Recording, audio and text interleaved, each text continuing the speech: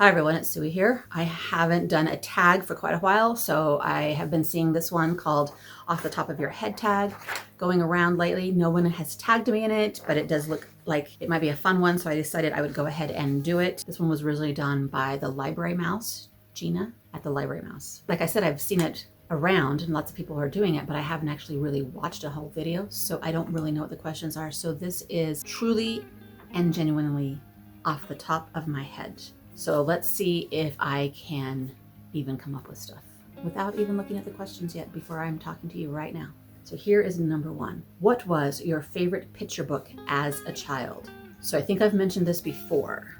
There was a book called Mr. Pine's Mixed Up Signs, and the babysitter brought it. We didn't own it at my house, and I loved that book so much. I must have been old enough to understand the silliness of it because it's very, very funny. It's very rhymey. I love rhymey picture books. That one was a favorite for sure. And I can't remember what else did I love as a kid. I can only think of ones I loved as a mom reading to my kids right now. So I guess I will stick with that one. I probably loved Dr. Seuss. I'm sure Dr. Seuss was around when I was a kid, but I can't remember a specific one. Oh, The Grinch. The Grinch That Stole Christmas for sure. But I might even been a little bit older when I fell in love with that one. Mr. Pine's Mixed Up Signs. What series did you love as a child? I loved the Little House on the Prairie series, which actually starts with a book called Little House in the Big Woods. And then Little House on the Prairie is the second book. This is the series that I first remember being very excited about the next book and reading and on my own. I don't know how old I was, but definitely the first series I remember totally loving. I also read a lot of Nancy Drew. We would go to the library at school and I would head straight for the Nancy Drew section and just pick whatever I could get.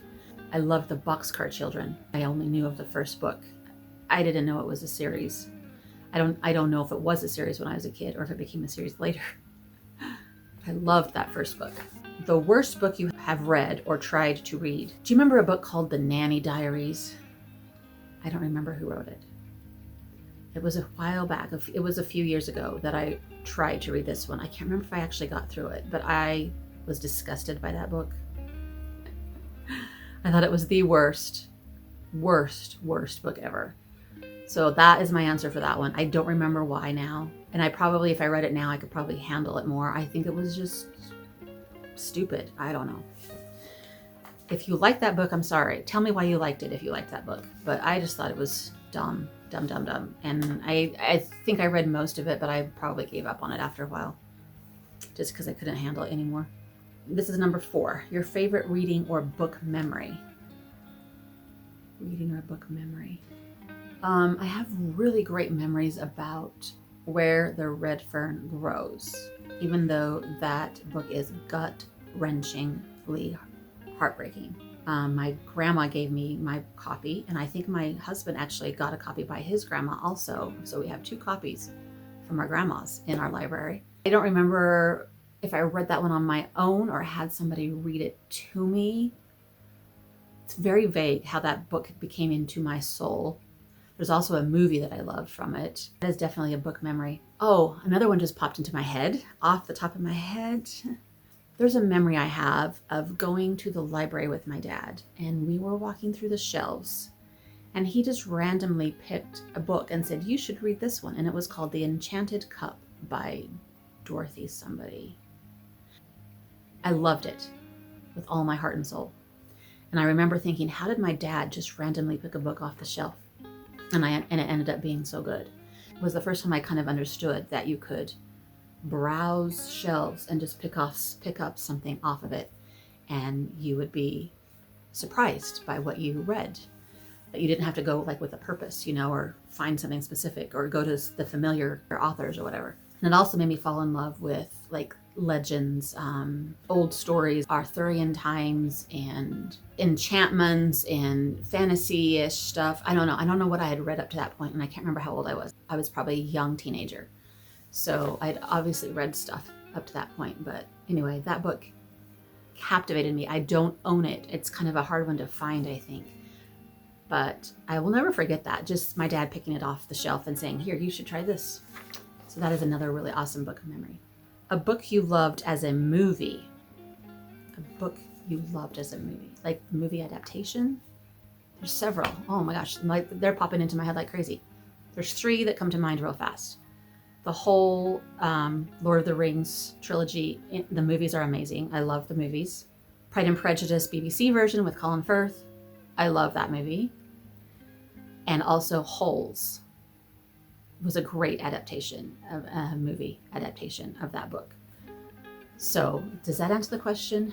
I'm hoping I'm understanding that question correctly.